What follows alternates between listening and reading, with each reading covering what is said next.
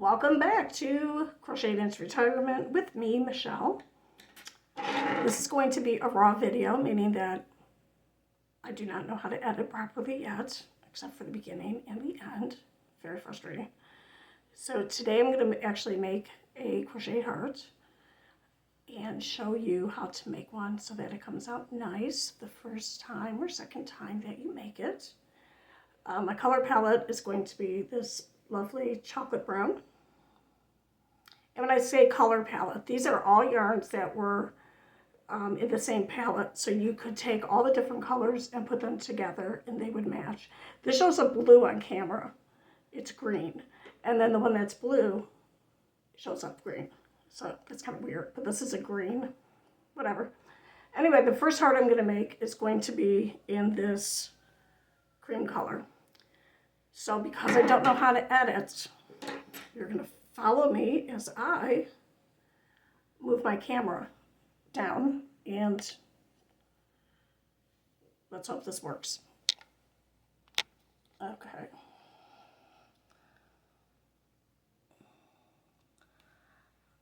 Okay, for most beginners, it is suggested that you put a knot on your hook first. And I'm going to do it kind of fast because we're not going to do it this way. And I'm going to show you how to do it better later. So just watch my hands. And that's your knot. Then they say to put on 2 chains. So that's 2 chains.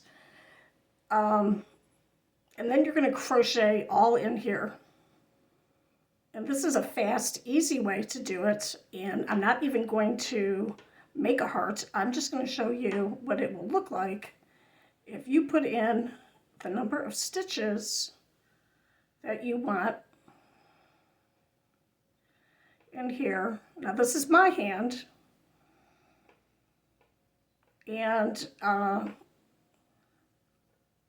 am, pretty good at this. And as you can see, this hole is opening up, which is fine if you want the hole. I personally do not like the holes. On the hearts, I think it takes away from the heart. It might be good for flowers. So that is number 1. So I'm just going to finish this up with like 12, 10, whatever this is. 1, 2, 3, 4, 5, 6, 7, 8, 9, and put a 10 on here. And if you don't like math, you're going to have to like it if you like crochet, because it's a lot of counting. And sometimes you have to do math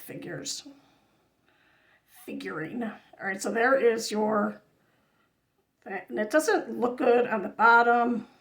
I don't know, I don't like it. So now I'm going to tear this out. If you are skilled at crochet, this is sad, but it will not, should not catch or stick. And your frogging, as we call it, ribbit, there should be no difficulty in taking it apart. That's the whole beauty of the slip knot. Okay, so now we're back up here. Okay, so actually I didn't even make it with this heart. I didn't use this yarn to make the heart, like I said. Changed my mind. So now we're going to use this beautiful green, and I want you to, it's not on here. I don't like to waste yarn, but I don't know how to edit this, so whatever. So now we're going to go back down and watch me crochet this as fast as I can. Well, not as fast as I can, whatever. This is how I would crochet it, okay?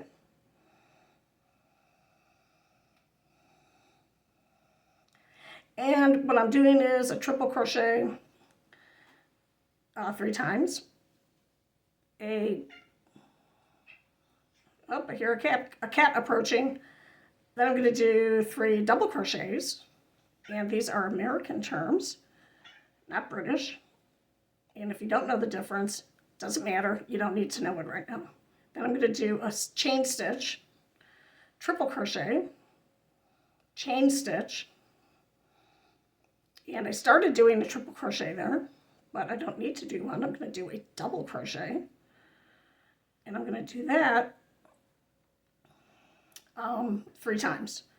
Now, if I wasn't talking, I would probably already be done. But as an Italian American, it is almost impossible for me to talk with my hands being used for something else.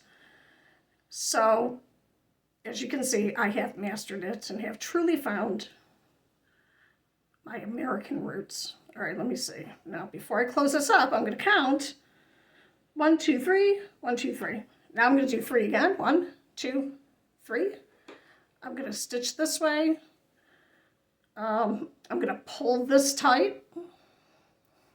Boom. Oh, look at my hand. I just pulled it out. That's all right. Then I'm going to snip it. Oh my God. All right, then I'm going to pull it out. And then I'm actually, before I pull it out, I'm going to go the hook this way through the hole. And I'm going to pull it through here. Go like this. Oh, and pull it shut. Now I'm not going to do any weaving of the ends. And I'm going to actually put a little stitch through here. I have a tapestry hook, but I think for now this is going to be fine. And it was not fine. So that's a bummer. Anyway, so here's a little heart. And I can make these, like I said, if I'm not talking, I can make one of these in a minute, and then about, depending on what I'm going to do with it, maybe at the most 2 minutes to finish it. And that is pretty long. All right, let's go back up here. Oh my goodness, I hope when I review this video that I have actually captured my hands. So now what I'm going to do is I'm going to show you how to make the crochet heart. First things first, you need a 4-weight yarn. You need something that is just a regular old yarn. Go to Walmart. You can buy, I haven't bought yarn for a few years, so I don't know how much they are. I'm going to say $3. Okay. This ball right here would probably make 5 hearts. So you don't need a lot of yarn. If you have scraps around the house from something else, you could use that. And get a hook. The best hook for a beginner is a size 4. And you want to get a Susan Boyle brand or some kind of metal. I hate the plastic. I like the metal. That's where you put your finger. It's got this little dent in it. That's where you put your finger. There's the hook, the hooky part. Crochet is actually just a French word for hook. Yeah, that's why it's pronounced crochet without the T on the end, because it's French. Ooh la la. Anywho, okay, now, if you have a bigger hook and you're using this size yarn, it is going to be too loose. And when you're making amigurumi or appliques, the stitches should be consistently smallish, appropriate for the size of what you're making. Okay, when you're making a blanket or a scarf or something, that doesn't really matter as much. But it does when you're making something like this. And also, when you're crocheting, you need to be very aware of how hard you're holding your hook. Your hand, at never any point should your veins pop out of your hands. I'm very vascular. I don't have a lot of fat on my hands. It's all in my belly. And you should not be gripping it really hard. It should be a loose hand. And you can hold your hook under, like this, which is how my grandmother taught me. This involves a lot of moving of the wrist. I don't know. I hold it like this, like a pencil. But your fingers should go in the middle. They should not be up here. They should not be down here. That's what this is for. It's for the grip. All right. I'm going to show you this. I'm not going to go all the way down. Or, yeah, I'm going to go all the way down. All right, so let's go. I'm going to peek. Yep. All right. So what you're going to do is, if you're right-handed, if you're left-handed, I can't help you. I'm so sorry. I tried to teach. My left-handed twin how to crochet. It did not work out. All right, so you have your left hand, and you're going to take your yarn. You're going to use basically these 2 fingers, I think. You're going to hold the yarn here. Don't grip it. Just put it loosely here. Fold it over these 2 fingers. Then you're going to make an X. Then you're going to take your hook, and you're going to grab this yarn, and you're going to pull it through. And then you're going to go underneath, grab that yarn, and pull it through. And this is what is called a magic circle. And the magic is that it can be bigger or smaller. That will come into play at the end. So now what we're going to do is we're going to hold our circle with our thumb with the tail over here. Call this a tail because it looks like a tail. And you're going to hold on to it like this. Okay, now you have your hook. Now my hands are going to my veins are going to pop out. Don't let that freak you out. I have a little blood pressure situation and some other stuff going on, and sometimes they just pop out. Don't worry. So now when you do this, you go under like this or over. So you're going over the hook and you're going to pull through. Now, if you are using a very large, okay, I'm sorry, I'm not going to go off on a tangent. Go yarn over, pull through, that's 2. This first one doesn't count.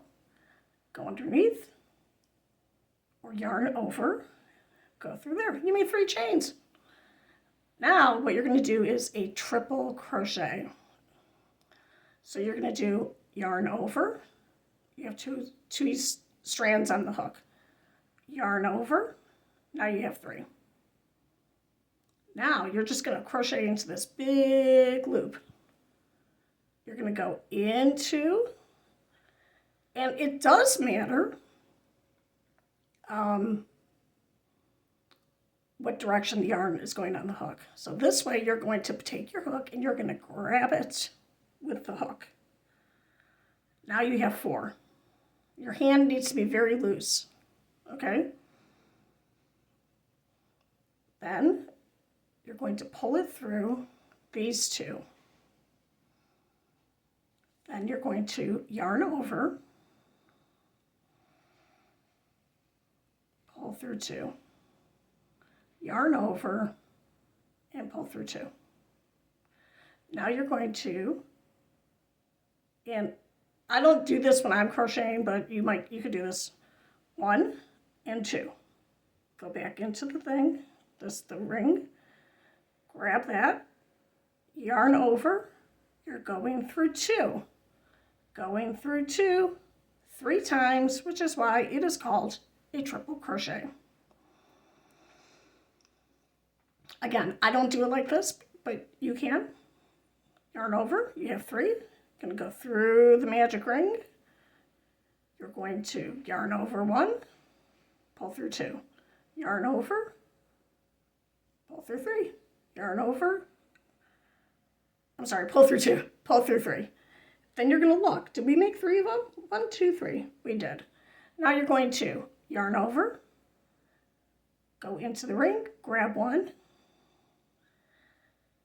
Now you're going to just yarn over, go through 2, yarn over, go through 2. That's why it's called a double or 2. You're going to do this 2 more times.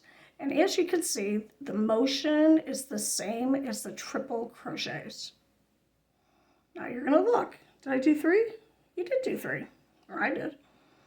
This is very important. You have to follow the pattern. The pattern calls for a stitch here, and you could think to yourself, what difference is this going to make? It makes a big difference, especially when you're doing a project like this, or like I said, amigurumi. That one little slip stitch will mess everything up if you don't do it. So now you're going to do a double crochet. So this was going to do a triple crochet. This is now the very bottom of the heart. And the reason why you're doing a triple crochet is kind of make a point. And if you hold it, you can see it's pointing already. Then you're going to do another yarn over slip stitch, or chain, I should say. And then you're going to do 3 double crochets. As you can see, I was yarning to do 3 triple crochets. And you're going to go through and through. There we go. 2 and 3. And then we're going to do our triple. I'm going to pull through here. We're going to pull through here. Pull through here. That's 1. Again, it's the same motion.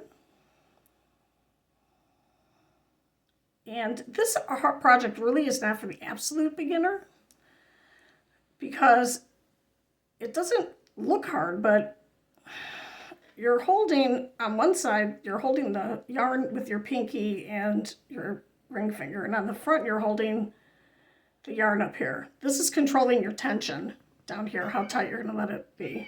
This is just kind of going over, this is like your working stuff. All right, so we have the 3 triples. 1 chain, 2 chain, 3 chain. Yes, there is a cat who might be jumping up here, or who might pull on the cord for my light. We'll see.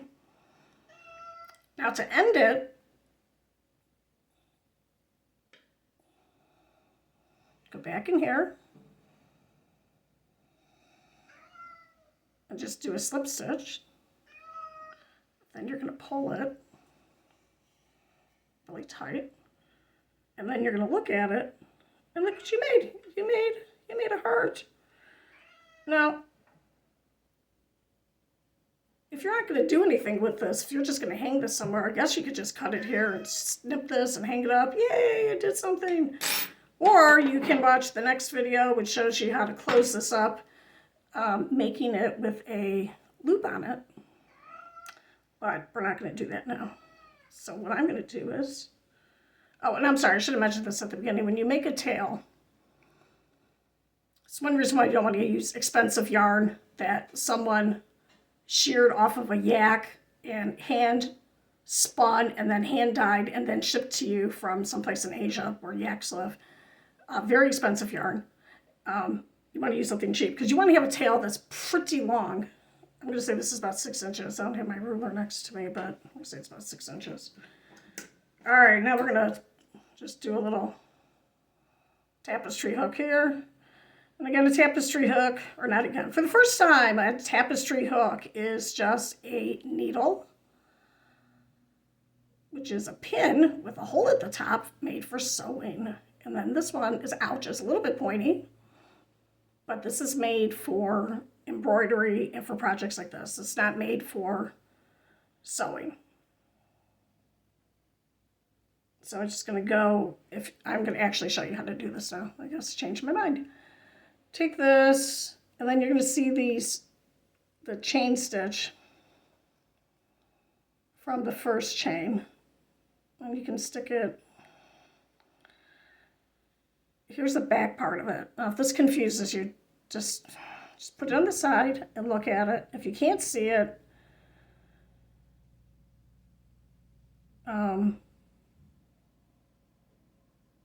then don't do this. Then just pull it off and tie it. And then you're going to go through this back part.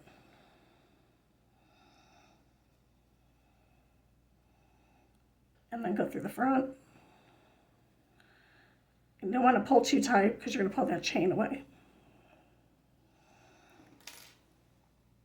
And then again, if you're not going to do anything with this except hang it up or maybe put it on a safety pin or something and give it to someone, it's a quick little gift. There's not much more you have to do with it than that. So I'm going to end this here because it's going to take me too long. So you can watch the next video on how to to it. So now I'm going to show you the difference, though, between me pretending to be a new person. So this is the same size hook, and this is just a new person who's using either a loose hand, which is good, it still comes out, it still looks fine, or some people do it too tight, and in that case it would actually be smaller. And the gauge, which is what we call that, the gauge, which is how many stitches can fit into a square, that's where you have to learn math, does not matter on these kind of projects. All right, oh my goodness. Thank you for listening to me for, 20 minutes. Please like this, subscribe to this, get notifications. I am love doing this kind of stuff and would love to share with you, but I need people to subscribe, and I need people to write in a comment what they want me to make next. And actually, I'm going to tell you what I'm going to make next. It's going to be a heart that somehow you turned it into a rose too. That's going to be my next video. Again, thank you so much. I love each and every one of you.